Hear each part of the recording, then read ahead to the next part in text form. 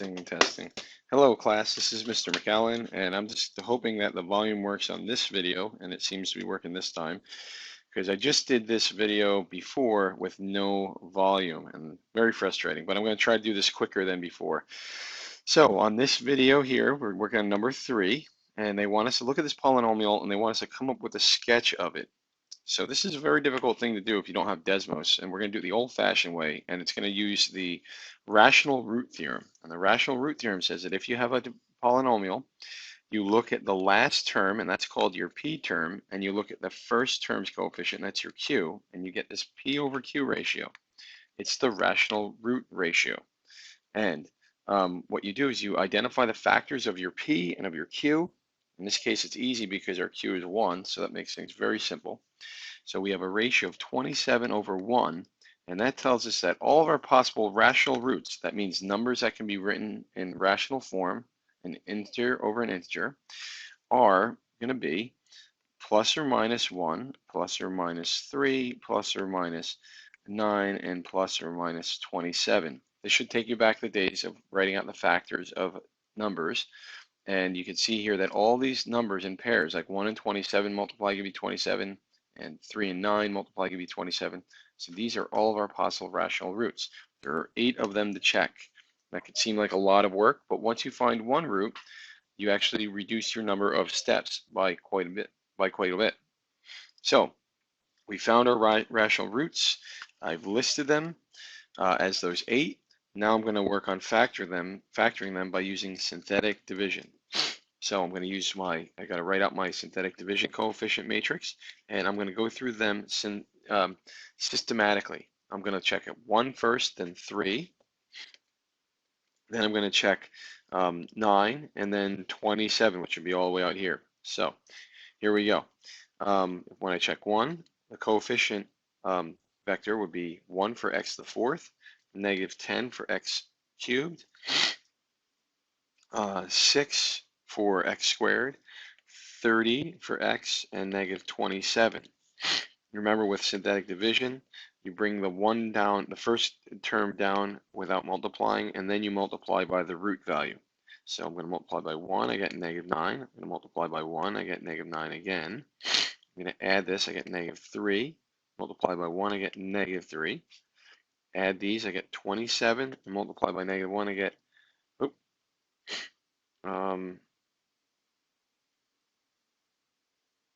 I get 27. Let me do my multiplication right. And look at this, I have 0, which signifies that at 1, I have a root.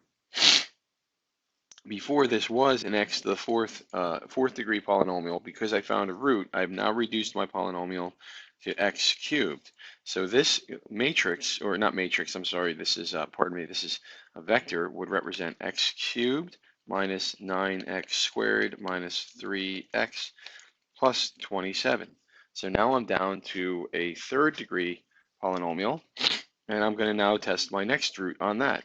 I'm going to test positive 3 on that, and I'm going to write out the new coefficient, or new coefficient vector. Yes, that's 3, negative 3, and 27. Once you find a root, do not go back to the original vector, because you've moved along and you've reduced your polynomial by 1 degree, making your life easier. So here we go. I'm going to bring the 1 down, multiply by 3, that's negative 6, multiply by 3 again, you get negative 18, add these, negative 21, multiply by 3, you get negative 63, which when you add this, you get negative 36. Now this may look like it was a waste of your time, but it actually tells you that your function at 3 is equal to negative 36. That's a coordinate, so I'm going to plot that on my graph. I'm going to go to 3, I'm going to go down to negative 36, and put a point there. I'm just going to label it as 3 comma negative 36. I'm going to erase this because that's not a root. I need to find a root. So I'm going to move on to 9 now. And when I move on to 9, I just want to delete the numbers that I just worked with, because that's not really going to help me. I just wrote down the information I got from that. That 3 gave me negative 36. I'll bring the 1 down. I'm going to change my root search to 9. I'm going through all the positives first. So I have 1, Then I multiply by 9, I get 9. That's going to give me 0.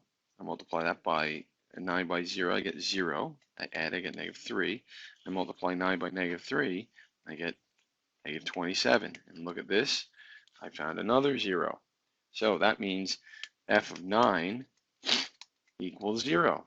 So I found two roots, and my depressed polynomial is now x squared minus 3.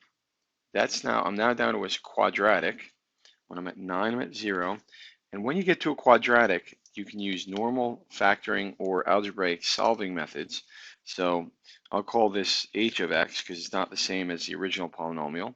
And when we set this to 0, when it's just a quadratic term and a constant term, you should remember that to solve this, you can just bring the 3 over to the other side. You don't have to use synthetic division anymore because we're kind of at quadratic level. You could use quadratic formula. You could use difference of squares. You could factor this and say you've got, x plus root 3, x minus root 3. You could do it this way, which I'm working on right here, where you say x equals, when you square root both sides, plus or minus root 3. Either way, you end up getting, these are going to be irrational roots because root 3 is not a rational number. And on the calculator, it says it's plus or minus 1.732. And so I'm going to plot those, but I'll plot them in red. I'll plot them in red just to signify that they are irrational roots. So I've got negative 1.732. And if you look, I'm kind of jammed here. I have, just a tight space there to fit 1.732 and 1. So I've got to be really careful. So I'm going to put in blue the root of 1. So these are all of my crossings. And remember, because the degree of the original polynomial was x to the fourth, the end behavior looks like a parabola type shape, an even function. So I'm going to come in from above. Now my 0 on this polynomial, it says it crosses the y-axis at -27. So I would go down to here at 27.